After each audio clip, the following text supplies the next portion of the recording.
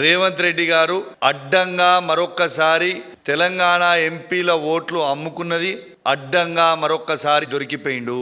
ఇవాళ ఈ vice president ఎలక్షన్లో కూడా ఓట్లు కాంగ్రెస్ పార్టీ ఎంపీ ఓట్లన్నీ కూడా బీజేపీ పార్టీకి అమ్ముకుంటూ అడ్డంగా దొరికిపోయిండు. సుదర్శన్ రెడ్డి గారికి పడ్డ ఓట్లు కేవలం 300 ఓట్లని మాత్రమే ఎలక్షన్ కమిషన్ డిక్లేర్ చేస్తుంది. అంటే ఈ 15 ఓట్లల్లా 8 తెలంగాణ కాంగ్రెస్ పార్టీ ఎంపీ ఓట్లన్నీ కూడా బీజేపీ క్యాండిడేట్ కి ఇలా ఓట్లేసిండు అనేది స్పష్టంగా అర్థమవుతుంది. పాడే కౌశిక్ రెడ్డి నుంచి మ్యాడ్ కౌశిక్ రెడ్డి అయినట్టు అనిపిస్తుంది. మ్యాడ్ అంటే మెంటలే కాదు, మ్యాడ్ అంటే మీడియా అటెన్షన్ డిసీజ్.